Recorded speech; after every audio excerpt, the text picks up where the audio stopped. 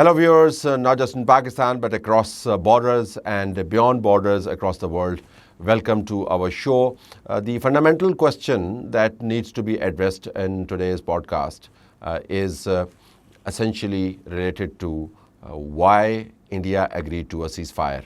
If you look at the Indian media and the narrative that they are building, they are suggesting that they had the upper hand. I can give you empirical evidence as well as information that I already have.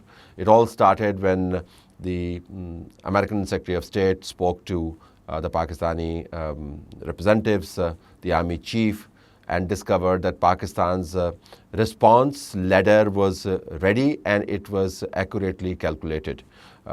He was told very clearly that Pakistan will respond, has to respond, and if Pakistan does not respond, this will become a pattern of behavior which is unacceptable to Pakistan. And how will Pakistan respond? The American Secretary of State was told Pakistan will respond 1 plus something. Now that something becomes absolutely crucial because that is going to become the deal maker when Trump and his representatives will push Modi to a ceasefire. That 1 plus something essentially meant that if India were to land missiles at critical areas and expand its aggressive offensive, Pakistan will retaliate massively. Now, I would want you to look at what Trump said in his second tweet. He is referring to millions of people dying. Now, millions of people would not die by Indian strikes that were thwarted and preempted. Millions of people would die when India would move up the ladder of tension, and Pakistan in a calibrated response would also do the same thing, but 1 plus something. That would mean that Pakistan at a particular point in time in the future, if escalation continued, would consider deploying nukes as well. Now that's a very critical point. Pakistan doesn't want to do that. That's what was told to the Americans. Pakistan has no desire to be the first country to use nuclear weapons, but if India were to expand its aggression in Pakistan, Pakistan will reach out for whatever is available in Pakistan's arsenal.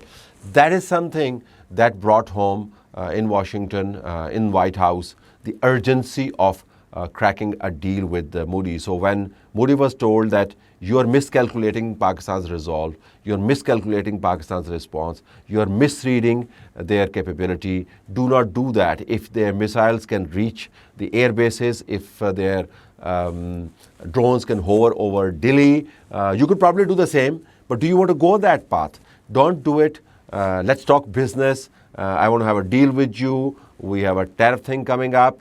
And he was also probably made to realize, I don't have information on that, but I'm assuming he was made to realize that not many countries are standing with you. Look at the response that you got on your aggression, on your war from Europe, and look at the way you are treating Europe. Not that Trump is treating Europe any differently, but Trump can do that.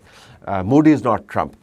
The other is that the Russians are not really keen on endorsing your point of view. China obviously is on the other side of the fence. That leaves you and me, mate. You want to make me a frenemy, friend sort of enemy by saying no to me, or you want to play ball. So Modi agreed to play ball. The logic of events as it unfolded would tell you that when it was brought to the knowledge of the Americans, that Pakistan's next responses, depending on India's expanding offensive, if this were to expand, were carefully calibrated, and they would not flinch in using those responses. That was the time when Americans decided to push Modi, and that was the time when Modi said yes. I would really talk about the sort of evidence that has been presented with regard to India having lost this battle, starting from whatever the DGISPR stated in the press conference along with the representatives of Air Force and Navy. One, he presented whatever reports were there in Indian as well as Pakistani media to elaborate his point. Then second, it's a digital evidence, as he has earlier stated, that they're able to see deep inside India, lock target, make assessments, and everything is integrated, and then they analyze what is happening there. That evidence was also there. And then India's own admission. And if you compare the two press conferences, one held by the Indian officials where they parried questions on what happened to Rafale exactly, and they did not reply to that, but instead referred to the targets they made between the night of 6th and 7th.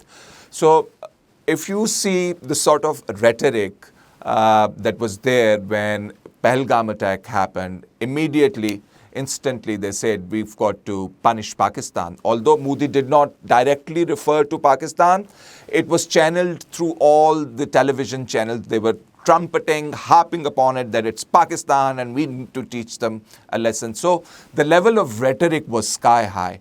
And they wanted to attack Pakistan and they wanted to punish Pakistan, and their campaign is also an evidence of what they had been saying. First they came out with their airplanes, they lost it, then it was frustration, drones kept hovering over Pakistan for a couple of days.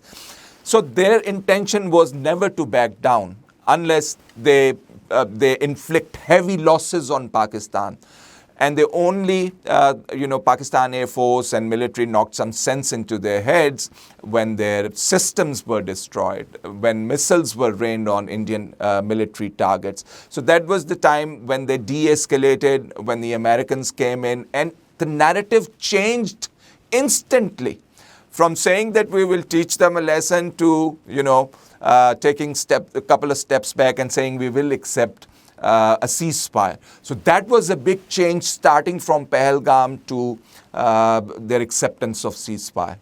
That's a very important point that you make about the evidence that is available, the empirical evidence from open source news that is circulating all around from multiple outlets, Western outlets, to the digital footprint of how the war was fought, which was presented in yesterday's presser by the three services representatives, primarily also from the Air Force representative.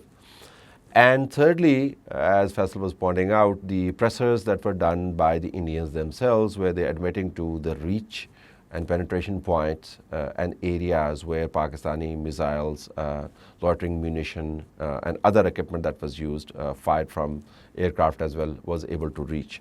Now, I want to build on my earlier argument as to what forced the Indians to accept the ceasefire. I've given you the international dimension. I am going to be using logic here now. Now, Indians' desire, the larger design and desire, is to basically seek total forever compliance from Pakistan. And this opportunity that they tried to create after Pahalgam was an extension of that and an actual application of that desire and that design. It was never meant to be a small strike, because if it was meant to be that, you would not have run the whole gamut of ties with Pakistan and basically undermine them. You would not have moved on the waterfront, you would not have moved on the diplomatic front, you would not have moved on the economic front, and you would not have moved on the total military front. You probably would have considered the kind of sort of very low scale Abhiyanan type of an operation. So the whole idea really was to deal a crippling blow to Pakistan. Now, if by your own argument you had delivered a crippling blow to Pakistan and Pakistan was really down on its knees, then it was time for you to essentially go for the kill. So if you had locked down to Pakistan, you go for the kill.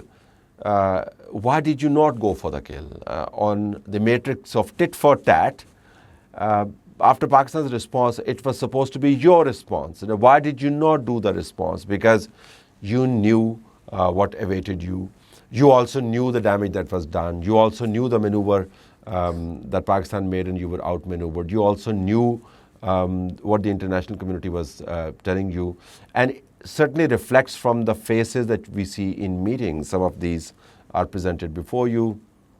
When Modi chairs a meeting and all the important persons are sitting there, and it is supposed to be a victory endorsing meeting, target achieving meeting, you don't look like this. you don't have drooping shoulders, and you don't look dour and sour and dark and grim and holding your chin. You should be holding up your chest rather than holding your chins. So from the body language to the aeroplane body count, Rafale, to the targets that were hit, it was clear that you had miscalculated. And if you hadn't miscalculated, if you had succeeded, I can assure you, by the logic of your own argument and knowing your own design, you would have gone for the kill. It is just that one of the two did go for the kill, and it wasn't you. So the nature of warfare, the Director General ISPR in his press conference yesterday also highlighted that. I think it's a new concept, relatively new concept that they were talking about. They were talking about real-time situational awareness. They were talking about network-centric warfare, and they were also talking about multi-domain operations. This sort of system that they have created provides them with a great leverage to identify targets, hold analysis, and then target them. So starting from sensors and satellites which are feeding information, and these are not the only sources that are feeding information. They say devices, they say sensors. And, it makes me think if the devices and sensors are on our side of the border, or they may be on the other side of the borders. So information is flowing in from, different sources, and they're building a picture inside a war room, which is like a real-time picture, and holding analysis of targets, what comes first, what should be hit first, and what should be hit with what. So it provides them with great capability to move with great speed. For example, the chain of command that is there, and the people who are going to lock the targets and shoot the targets, they're also aware of the situation. So the result is you make quick decisions. You identify targets early. You hit those targets, and then you come out. So I was fascinated with this great concept that they have given. And also the fact that the DGISPR said that this is only part of our capability and technology.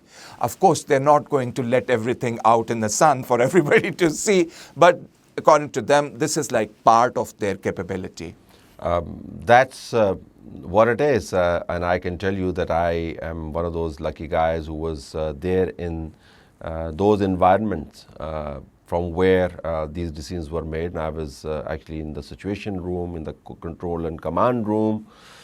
And I can tell you I have seen integration with my own two eyes, and I have seen how the system works. The ones who are really on the ball are the real experts, but as a keen journalistic eye will note, this is something out of the ordinary. And there are backups to this as well. So it's not just one nerve center that they have developed, it's a chain of nerve centers. And of course, it is Pakistan's indigenized technology that they have shared with China, and China has shared with Pakistan. And it is not exactly one source coming into Pakistan making use of that. It really isn't like that. Even when Pakistan goes for the ultimate weaponry for air dominance, like the J-35, there is a whole chain of decisions that will take the pilots to the point where they become part of the integrated system. And as they say, Pakistan's system completes the kill chain before the kill begins.